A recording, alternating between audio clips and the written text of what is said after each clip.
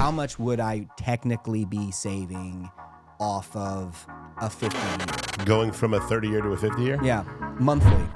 A total of probably like 275 to maybe 325 all in. So let's just say about 300. So not enough. But if you're saving $300 and like, But Joe, you're saving 300. No, I would convince you that wouldn't make a ton of sense. No. Like you may just say, but I'm saving 300. Be like, slap, slap, slap. No, wake up, man. Sorry, man. You're about to spend another almost $400,000 in interest alone. Sorry.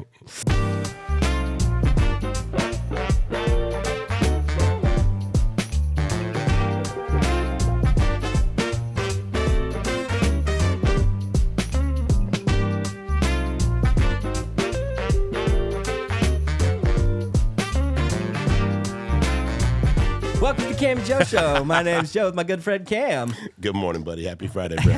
How you doing, man? I'm well, man. I like that just now when we fist bumped, the rings hit. And it was like a somewhere like an earthquake happened, a tsunami, and angels just. Yeah, it's called 50-year mortgages. Report. So today, oh my God. Today we're going to be talking. Don't get me started. We're getting all nerdy on the housing market. You probably heard the thought of a 50-year mortgage. This is literally Cameron's ballpark. This is what he does. Oh, I know, but not that I want to spend 30 minutes talking about a 50-year mortgage, but sweet Jiminy Christmas. We need to miss me with this nonsense. There's going to be a lot of people on YouTube talking about it. Yeah. And you're a loan officer. Yes, this sir. is literally your thing. This is my jam. I would rather have somebody who has the full credit. Like, Yeah, I would yeah. be calling somebody being like, yo, man, can we talk about this? Like, let's, yeah. And don't get me wrong. Like, I haven't had many conversations on it yet, right? Because right now they're just kind of still in the process of troubleshooting it, right? Yeah. If you would, but in nature, just kind of if you're talking about the term amortization, or what is amortization? Amortization, in a nutshell, is the amount of time it takes to pay something off, and naturally the interest you're paying towards it, right? So if somebody is taking longer to pay something off, if the interest rate doesn't change between a 30 and a 50, naturally, with interest, you're going to be paying way more over the life of the loan the longer you amortize something. Absolutely. In the same way that if a family comes to me, your traditional mortgage is a 30-year, right? Yeah. It's not your only mortgage, right? You can amortize as low as 10 years. You can do a 15-year or 25. We have the ability to actually trim it out to the month and the year. If somebody, for some reason or another, was like, hey, you know what? I want a 18-and-a-half-year mortgage. We can amortize it literally to the month, right? That's amazing. So they get to kind of play with their all-in payment, right? You finance something a little bit quicker. Naturally, if I owe you $100 and I say, hey, I'm going to pay you back over 5 days, those payments are going to be more per day than if I say I'm going to pay you back over a month. Correct. Right? Correct. At the same time, when you add the X factor, that is interest, right? When you now finance it over a longer period of time, the total amount of expense goes up significantly. It's just so much. While the monthly, it's even hard for me to say savings because It's that's like not. what's literally it's not. not. Like we were just now before we started, we were amortizing just at like a tradition, like a 5.99, a 30-year versus a 50-year, and the total amount of interest went from $850,000 on a 30-year to over $1.2 million in total expenditure over a 50-year, and that's including the mortgage. And that's a $400,000 home. On a $400,000 loan, so which is $400,000 or loan or what? Yeah. That's just but they.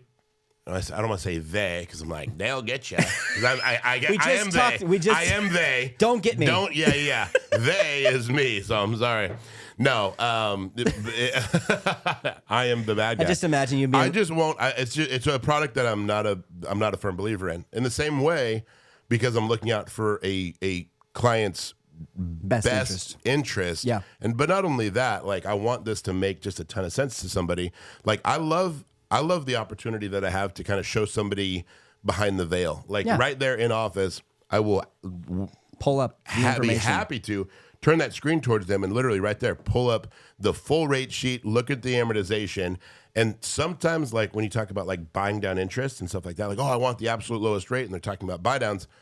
You need to stay most cognizant of your monthly expense, right? Yeah. You're talking about affordability. Yep. It's never just, hey, I want the absolute lowest rate, because if you end up paying a lot more for it, and the savings isn't recouped over, let's No, say, for 12 sure. to 24 months, why are you throwing so much money at it to make it lower if the expense doesn't? So how much If money? the juice let's just outweighs go. the My squeeze. house payment for my house is valued at $400,000. Yeah. My monthly payment's $2,300 Sure. a month. How much would I technically be saving off of a 50-year? Going from a 30-year to a 50-year? Yeah, monthly. A total of probably like 275 to maybe 325 all in. So let's just say about 300. So not enough. But if you're saving $300 and like, But Joe, you're saving 300. No, I would convince you that wouldn't make a ton of sense. No. Like you may just say, but I'm saving 300 to be like, slap, slap, slap. No. Oh. Wake up, man. Sorry, man. You're about to spend another almost $400,000 in interest alone. So you have to stay away. I mean, and there's a lot of And if you're 18, let's just say you're 18 when you go to buy the house and you get a 50-year loan. You're 68 when it's paid off. Bro. And if you're 30, and the hope when you is get that a loan, you see it. you're going to be 80 when it's paid off. And I just heard this yesterday, and this was kind of crazy to me because I work with a lot of younger first time buyers. So Absolutely. this was a surprise to me. But I heard that yesterday for the first time in like in greater than 20 years, the median average of age of a first time buyer is now closer to 40 Yep. than it's ever been. Absolutely. Which I'm like, oh, that's wild. I mean, I get it though. I mean, Sure. in this climate, like think of all of the would-be borrowers that have been kind of on pause for the last 5 or 6 years. Yeah. Maybe that average was 34 to 35, but over the last 5 years, with the market having done what it has, and rates going from 2.5 to where, God, in the end of 2023, we're at 7 and change. Yeah, absolutely. All those people just froze and paused, and housing starts were super low. Yeah. But now we're starting to see the wheels turn. And like we have first time buyers coming to us now that have just been bankrolling and saving for the last 5 years, which makes is sense. awesome. Yeah, I mean, it 'cause- puts them that much more ahead of the game. Absolutely. But you realize very quickly why they weren't able to buy if they missed that, that great little pocket of 2020, 2021. So let me pull up an article. So this is an article from Realtor.com. I try to stay away from any political type basis. Just kind of talk through it really quick. So we just went through a lot of information really fast. Yeah. And May need to slow me down, Luke. Luke, will you put me in halftime? so ultimately, this isn't something that's been confirmed. This is a proposal by President Trump to do a 50-year mortgage. So this one says, Trump proposes 50-year mortgage, potential benefits and drawbacks for home buyers. President Donald Trump has proposed creating 50-year mortgages to solve the housing affordability crisis, an idea that has provoked strong debate about the pros and cons of long-term loans and for home buyers. Trump floated the idea over the weekend on his Truth Social site, where he posted an image touting himself as the creator of 50-year mortgage. The image also showed former President Franklin Roosevelt, who oversaw the initial creation of fixed-rate mortgages during the Great Depression. Federal Housing Financial Agency Director Bill Pulte, the nation's top mortgage regulator, seemed to confirm the plans in a post on X, writing, "Thanks to President Trump, we're indeed working on the 50-year mortgage, a complete game changer." I don't want to play that game. It's one of those things, man. It sounds good because if you're just looking at your overall monthly expense and that's it, and you're blind to everything else, it may make a little bit of sense, but not a ton. It's the same way that like in my 8 years now in lending, a lot of families will come to me and they want to talk about a 5/1 ARM or a 7/1 ARM, which is a adjustable rate mortgage, an ARM. Yeah. And we hear like 7/1, 7 meaning the amount of years that it is fixed before it can start adjusting. Absolutely, right? yeah. And for some people, it makes a ton of sense, but there is so much risk to not knowing where rates are going to be eventually. More often than not, I'll explain both sides, and then I'm like, which of these gives you more peace? And that's big for me. Like I need because I don't want a buyer calling me 2 years in, like, oh my God, it adjusted, and I'm like, Yeah, exactly. So more than 9 times out of 10, they opt to go the fixed route because then you're looking at how much it amortizes, and you just don't want to go with something that just makes a little bit of sense for a little bit of time because that's not how life works. Well, you're saving $300 a month, but then by the time you've paid double, almost 2.5 times your house. So you're looking at a $400,000 house, and you're going to pay $1.2 million in versus 800 versus 800,000 so over the life of the loan. So you're paying double the price of the home. Not only that, you're paying a mortgage for another 20 years. Yeah, no, exactly. My God. No, it makes no sense. Yeah, it's just brutal to consider. So here's something that I thought was fascinating as well. So I Googled. So I heard this the other day. I don't remember which podcast I was listening, but they were talking. Was it ours? It was intelligent, so it wasn't ours. Oh, yeah. Okay. Couldn't have been. Couldn't have been. So now I was listening about how the houses that have been being built have been larger. And because they've been larger, the payments have to be larger. Sure.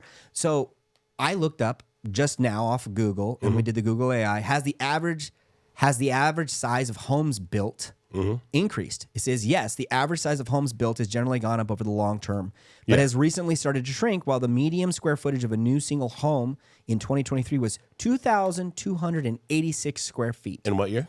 2023. Okay. Is that the most recent? Yes. So let's take a look at from 1949 to 2021, there were still houses being built from 900 square I don't doubt feet it. to 240. So you were able to have the variant. So what I've noticed is a lot of these people are getting these kit homes. You can correct me if I'm wrong. This is just me on the outside looking in. You can go out there, you can get a kit home, and they're like, what home would you like? We have an 1,800 square feet, a 2,000 and 2,100 square feet, and a 2,400 square feet. And here's the prices. Here's our loan officer. Pick what you want. We eat all these beautiful cul-de-sacs. And that's great. But the problem is you're going to get those costs with those fixed things, and that's just going to be it forever. You can't find a starter. Remember the concept of a starter home? Yeah. You can't find a 900 square foot home that's just enough for you and your wife. They're harder to find. They're becoming harder and harder. And when you have it, it's valued less. You're able to save more money, put that money in towards a larger home, and actually get to it. So, which is wise. Which most people, when they're like kind of forecasting. And that's something I'll ask somebody when we're meeting for the first time. Like, the home that we're looking to acquire for you guys, how long do you expect to be there, right? Because in forecasting and it's kind of dream casting with them, dreamcast, there you go. you are speaking to, if you buy this, let's say $325,000 house that's going to do great for them for 5 to 6 years, but it's a 2-1 and they don't have kids yet. And they're loosely thinking about kids, right? But they're not like pregnant. They're not actively trying. Sure. That house will probably do the trick, right? Yeah, absolutely. But if in the first 3 or 4 years, let's say they get pregnant and then they have twins, or they get pregnant and then a year later they get pregnant again, that house is going to only serve them for so long until they're absolutely bursting at the seams. Whereas, and the families that start in those houses, dude, my first house that I bought was $199,000. Yeah. And that was only 10 years ago. Exactly. Right? It's a different ballgame now. But when you have the opportunity, like some people, I'm thinking of some clients recently that bought a Puff Stabler, they had set themselves up to where they didn't necessarily need that first smaller 2-1 or 3-1 smaller home. Yeah. They both worked. They had great earnings. They had great savings. And they kind of, what I explained to them is they kind of skipped over the traditional, in the sense like smaller starter home. Yeah. And they jumped right into kind of like a upgraded move up home, which like when a family's like, all right, you gain a little bit of affluency, you're both working, good credit and savings, and you get maybe a nicer home in a nice neighborhood, call it what you will, right? When you have the opportunity to buy a home at any time, you go for it. Yep. Why? Because your average home, you can look this up, your average home over the most recent 40 years in the U.S. appreciates by 4.5% to 5.5%. Yep. The middle of that is 5, right? Yeah. So you call it a $400,000 home. On average, that home at 5% a year is going to be appreciating by about $15,000 to $20,000 per year. So if you're looking at that from the outside in, what other way can you live in something and accrue equity, Yeah. right? So in that, people are like, oh, well, and this is a conversation I have pretty regularly. Somebody will come to me and they're like, okay, well, this I'm going to rent, and it's only $2,000 a month. But this mortgage payment is $3,000 a month, or $3,100 or $3,200, and I don't know that I can afford that. And I'm like, I get that, I understand it. And then I'll just kind of in a conversation of like, may I kind of allow math into the situation for a second? Some common sense. Yeah, can I interject just a different way to look at it? And, they welcome that. And I'll say, okay, over the course of the next 12 months, what's going to happen? Two things are going to happen. A, if you're paying $2,000 a month for rent, you're going to be out 24 grand. Yeah. Straight up. Yeah. There's no recouping a penny of that. No, right? exactly. As I say, the interest on a rental is 100%. Yep. So there's 24,000 gone. That same $400,000 house that you would have bought had you purchased would have, again, appreciated by 5%. Yep. 5% of 400,000 is another 20. Yeah. So if you just lost $24,000 on the rental side because you didn't accrue any of that, and you missed out on an additional $20,000 of equity, that is now a $44,000 decision to not purchase when you had the opportunity to. So you're go ahead. So you're such a huge fan of 50-year loans. That's all I'm No, hearing. stop. No, I'm such a proponent. I'm such a proponent of home ownership. It just seeps through me. You're investing back into yourself, and Yes. nothing is free. And No, so of if you course think not. I got this and this is amazing and I'm not having to put any money up front, it's going to bite you later. Yeah. It's like a credit card. Get a credit card. It's like 1 year, 0 APR interest. And you look at it, it's 20%. You pack the card to $5K. Yeah. All of a sudden 20% hits on there and you're like, oh, snap. Why do I owe so much money? And why can't I get out of my payments? It just ballooned right there. It just ballooned right there. Yeah. And that's just what it does. And that's a lot of times the ugly side of interest, right? Don't get me wrong, cash is king. If you have the opportunity to buy a house cash, go for it. But that's so rare. Well, that's right? not. Well, at this point, they were saying that the medium, and I heard this yesterday. Oh, it's from a financial investor. The medium, to be in the 10 percentile, you have to have 1,060,000 is the 10 percentile Of like liquid assets? of liquid assets right now. Oh, wow. And that's to just kind of I'm clarify surprised that. that's not less than 5% or 2%. No, that's 10%. Wow. But if you're looking at what the middle class was that used to make all that up, that's not a thing anymore. Yeah. Start looking at the statistics of people that were living paycheck to paycheck. It's high. It's very high. And credit card interest is grossly high, and credit card usage right now. I mean, this economy has not been kind to many, right? There's so many, like, and with technology and with AI, like there are more and more jobs now being replaced. Yep. And that's like the double-edged sword of progress and progression, right? It's like think of the 50s, the 60s, 70s, 80s. It's Absolutely. like automotive, steel industries, and then you go to those cities now. You're like, oh, Yeah, exactly. what happened? No, Empty for sure. factories. Yeah. What happened? Yeah. Right? And it's like as we lean more into AI, like I can't help but to think about industries like photography, Yeah. right? Videography. When people are like all the commercials selling the new iPhone are like, look at all these cinematic shots that you can get on your own personal device, and it's like, if I'm a videographer, I'm like, oh shit, Yeah. right? Yeah. And that's tough. Like I've done plenty. I love progress that comes with AI, and it's a tool to be utilized and harnessed. And I use it in my own day to day, but at the same time, it's like there's a little bit of scary there. So I'll give you my optimism. Okay. I'll take so if you're tuning into the video and you're like, what do they think about 50-year loans? No, bad. Don't do it. It's bad. You're going to save $300 now, and you're going to pay twice as much on your home. Literally, the value of your home. You're going to pay, if it's $400,000, you're going to pay $800,000 towards the loan. That's double the cost of your house. Yep. It's not worth it. And you have another 20 years. 20 years. So when Like, why would you want to be then a it's going slave to to be that? my grandfather had Yeah, this exactly. house Yeah. and gave it to and you're like, bro. And I passed on my mortgage to my children. Oh. And I okay. do What a understand. legacy. And I'm feeling it as a business owner right now. Everyone is getting shy with their wallets. I mean, you're looking at what? Just 10 years ago, you could get a burger, fry, and a Coke at McDonald's, $7. Yep. Now it's $20. Legit. Okay? Everybody's feeling it. Anybody? Bro, I bought Becca, Maddie, and Bodie Happy Meals the other day. Like 3 Happy Meals. I was like, oh yeah, 4 nuggets or whatever and milk. And I swear. Did you open a second mortgage on your house to pay for no, it? I had to. A 50-year too, believe it or not. Wow, you're so smart. I'm the worst. and she was like, there'd be 22 something. And I was like, Happy Meals? the 3 Happy Meals? She was like, yep. I was like, okay. Yeah, exactly. Like, why?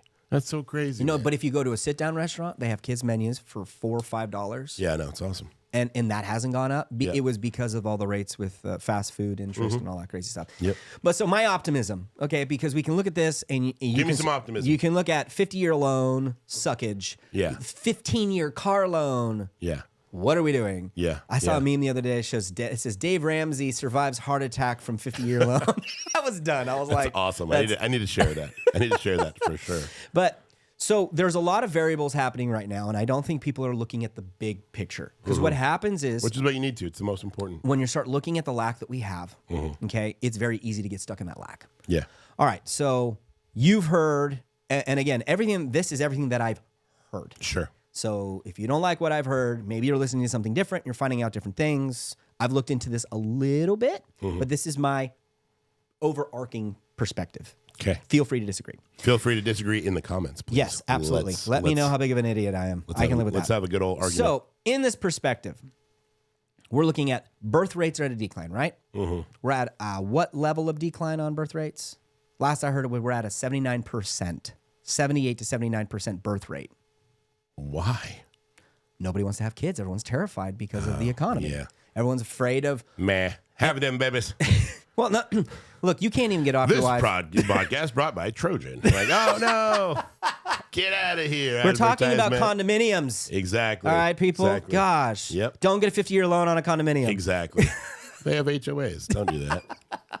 So you're looking at the birth rate at 79.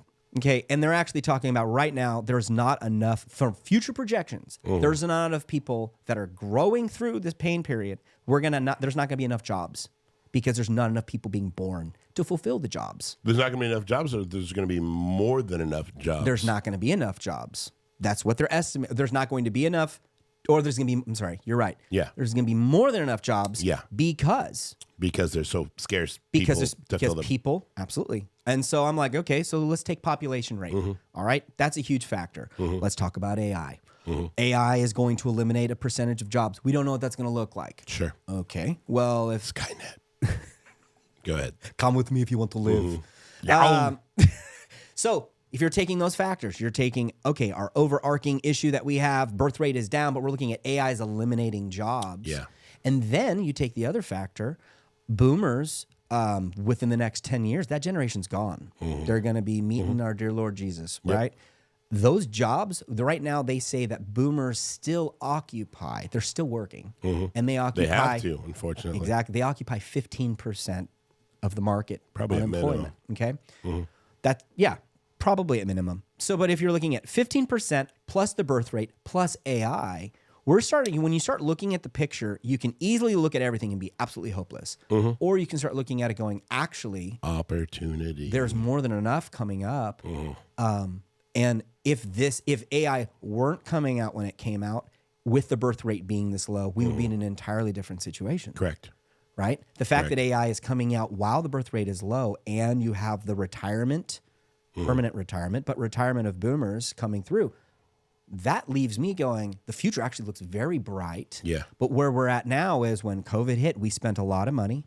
The government's been spending a lot of money going, it's fine, pass it down, pass it down, pass it down. Kick the can. But now almost every person I talk with on whatever side of the aisle that they're on are objectively going, we can't keep doing this. And I start talking to kids. You gotta face it. I start talking to kids from ages 16 up to like 25, and they're like, man, we're going to fix it. Like, there is this attitude of, we're not going to let this happen. Ownership. And which is incredible. Yeah. So they're looking at all those factors. It's easy to look at the paycheck and go, it's not going as far as it used to. Yeah. Easy to look at food, not going as far as it used to. 50-year mortgage lines, 15-year car interest. And I think what's having to happen, like it happened in the Great Depression, we have to reset our thought process and go, what do we need? Versus what do we want? And what's going to happen is it's a hard pill to swallow for many. It is. I would love to, like, me and my family, we save up enough, we do stuff, we like to go on more vacations. But by the time we pay out being a business owner and go through everything, I'm like, honey, we can do a vacation once every couple years. It's fine, right? No big deal. I'm okay with that. because we're spending more time as a family. We're able to do all the things we want. Life. And you're owning and running a business together. If you're looking at a vacation as an escape from your daily, then it becomes a necessity. Correct. Right? If you're looking at your work as an escape from your marriage, it becomes a necessity. Scary. If you're looking at your going home as an escape from your work, it becomes a necessity. But none of those factors has to do with the success of like the country itself. You yourself have to come into understanding of your own consequences. If you're not happy with your marriage, you need to revalue that. If you're not happy with your work, you need to revalue that. This is just where we're at. And I think what it's forcing us to do is to hold up a mirror and go, is 50-year mortgage a good idea? And everyone's like, other than Trump, no. Why would we do this? This is absolutely stupid. But what it's forcing us to do is to take ownership of kicking the ball down the line. And I see a lot of good, resilient, strong people coming up in the generations going, you know what? We're not going to push this on anymore. And I think that just makes me happy. It just makes me... especially when it's from a younger crowd. That'll give you some optimism. Well, I mean, it's just kind of the concept of homelessness. How do you get rid of homelessness? You don't give money to somebody who's homeless. You stop the next generation. You stop the next generation from becoming homeless. Exactly. Right? I mean, that's the same thing with education. How do you stop people from graduating who can't read and write? You start with the next generation. Start with them bebes. You know, Apple, when they were creating, they were working on new software development. This was in, I want to say this was in 2008, maybe 2010. They went, hey, we need coders, and there's not enough money, or we don't have the coders we need. We're going to invest. So 10,000 families, they paid for education for kids from kindergarten through. Awesome. And went, we're going to pay for you. And they got all the coders. These little coders. Exactly. And guess what? They have the coders that they need for everything that they have. Awesome. Because they were like, we're investing in the generation now. And these kids weren't like built in a lab and like microchipped. If you're so focused on the world crumbling around you and you're not willing to invest what you have in the people around you, this is when community is forged. This is when it is. It's when it's hard. I love it. And so the optimism I have is, it sucks, but we have people around us that are going, it sucks for me as well. And I'm like, well, let's share a meal. What waste do we have? There's no need for waste. We can make this go in somewhere else. And it forces us to have to restructure our value system. Money cannot be your value system. Yeah. And when you bought the Happy Meal, you were like, dude, I hate that I'm spending this much. $22. But you looked back at your kids enjoying it, and to you, it was worth the $22. Yeah. I almost got in a wreck. I was turning on, oh my gosh. I'm not kidding. Don't do that. I was turning on the Butte House. Did you find out about the 50-year loan at that time? And you're like, I can't do this. I was turning on Butte House, and I thought my foot was on the brake, and I was adjusting my review mirror to see Beck, Maddie, and Bodie. And like, as this like little white Honda was like, and I was like, oh, and they were all like, and Maddie was already opening her milk. So yeah, I was like, my bad. Well, she got as much on her as she probably would have gotten on her from regularly drinking. Correct. Yeah. It happened prematurely. Why I allow them to open milk in the truck is behind me. Because you, sir, are a gambler. Exactly. I'm willing to risk it, yo. Open them milks. So in a nutshell. Yeah. In a nutshell, on the 50-year mortgage, when you have the opportunity to sit down with somebody like myself or a mortgage banker or a lender or broker, go over multiple options, right? Look at a 15-year. I love looking at quicker amortization. Even if you're shaving from a 30-year to a 25-year, absolutely, your payment will maybe go up, call it $120, but you're saving tens of thousands of dollars over the life of the loan. Just that small, and you have 5 years, 60 months of eventual no mortgage. Like, that sounds awesome. Do you think, as much as I want to land the plane, I actually have a thought, and those are dangerous. Believe it or not. Believe it or not, you have a thought. My brain hurts so bad. Like, I was like, what is this? What is that? It's a thought. Oh. Do you think that we are in information paralysis? There's just so much out there. Yeah. Like the whole paralysis of analysis. Absolutely. Like you have so much in front of you. Yeah, but what I feel, if anything, what is a gift is being able to explain something to someone at their level. Does that make sense? You just explained the difference between wisdom and knowledge. Because what I think, personally, knowledge is something you accrue over time. Wisdom is being able to explain what you've accrued over time to somebody at their level. At their level. And it's the at their level part. Because That's important. that's the emotional intelligence that a lot of people don't necessarily have, or they're too rushed to be able to do. I just don't have time. If I hear somebody go, I just don't have time for this, It's the worst. I just go, got it. You don't value me as a person. Literally, because unfortunately, that's what it is. Like, That's why I love first time home buyers so much. Yeah. Because when they reach out, like I'm instantly, You're like, yes. I'm in dad mode. Like I'm not kidding. I'm not kidding. You're like, son, we're gonna help you figure this out. No, for real. Like I go into dad mode in a great way. In that I'm now like, why am I getting emotional when I'm talking about this? I don't know. No, it's because I'm a good. dad. No, it's good. But just I feel like I'm in this industry to look out for people. Yeah. Like there's no better way to put that. Absolutely. And when I have the opportunity to meet with somebody or meet with a younger family and just go over all the ins and outs, knowing in my heart and soul that I have their best interest in mind, and they feel that and they see that and they leave with zero pressure to do anything, but with now just a wealth of knowledge and a full understanding of all the ins and outs. Yeah. Like that is why I'm here. That is why God has called me into finance and into lending. And it's just something that I'm just super passionate about. And sometimes the best thing to tell somebody is, no, I don't think it's a great time for you guys. And let's look, I mean, we're looking at numbers off of your gross pay, but that's not what you're actually taking home. You're taking home your net pay. So maybe this mortgage price doesn't make a ton of sense. And yes, I know that your wife loves that shower and tub and the dual vanity. But like, I'm not telling you that you can't buy it, but I just know that your comfort zone is here. So why don't we stay within yes, that. you can afford this, but just because you can afford it doesn't mean you're really going to want that payment. Christmas is next month. Like let's forecast and let's get you guys into something that makes a ton of sense every month. What you're talking about is being a dad. So this is why I always find funny. Dads get the crap for everything, but then everybody complains that there's not enough dads. Yeah, that's a good point. It's just like, oh, well, she's a stripper. It's because her dad wasn't home.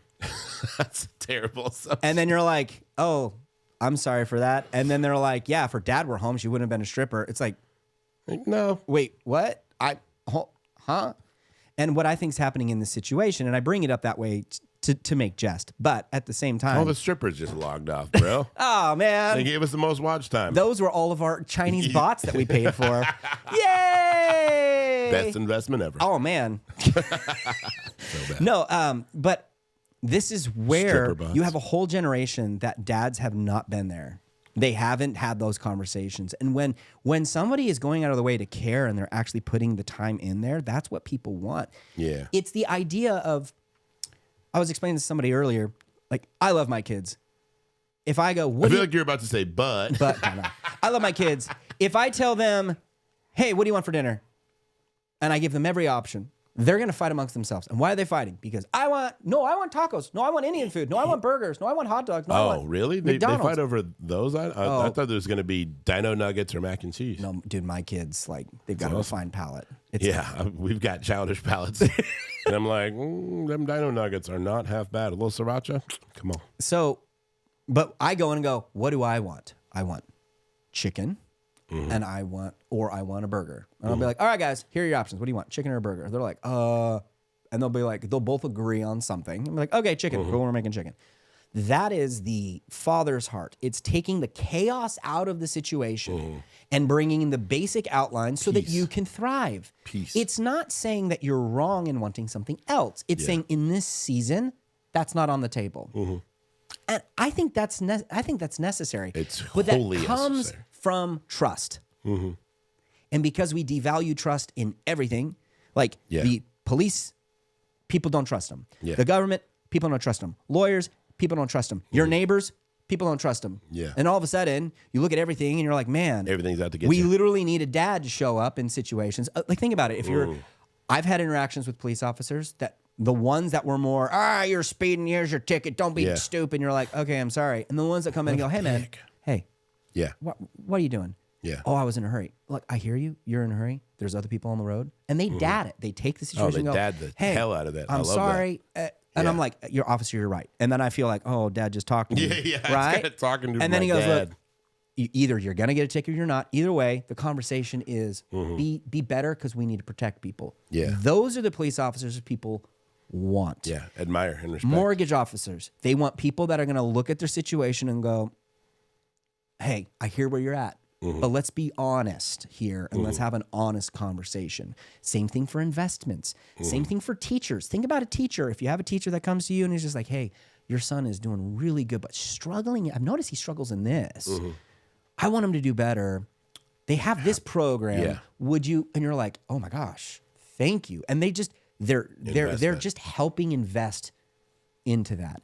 And that's what we need to do. And so this whole idea to me of the 50-year loan is not investing into family. It's not investing into that. To me, if my father were alive and I went, yeah, Dad, I got a 50-year loan, he would slap me and go, Same. What are you doing? Yeah. Really? Did you not amortize that? Pull up an amortization calculator. Right? But those are the conversations that are necessary. And there are so many people that don't have a dad that there's such an ailment. I'm mad at everything because I don't have a dad. Yeah. But when the system comes in and people that are fatherly absorb the responsibility like you're doing and go, hey, this is why it's wrong. Not saying you can't do it, free will, do your thing, but I really care about you and your future. Yeah. That's how we get through things. That's how we survive things. Little daddy love. It's dad love, man. Yeah, it's dad love. And so at this situation, if you are in your life and you're going, hey, I don't have anybody investing in me, then invest in other people. Yeah. Because then those people will come around you. And 100% they will. Become what you need. And so, Become what you need. So summarize the episode. 50-year mortgage. Don't do it. Don't do it. 15-year car loan. Don't do it. Don't do it. Investing into somebody. Do it. Absolutely. And look at what your needs are and just assess your needs. Yeah. You don't need steak every day. You don't need, you know what I mean? Live within your means. There's the peace that you can have comes in simplicity. It comes in living within your means.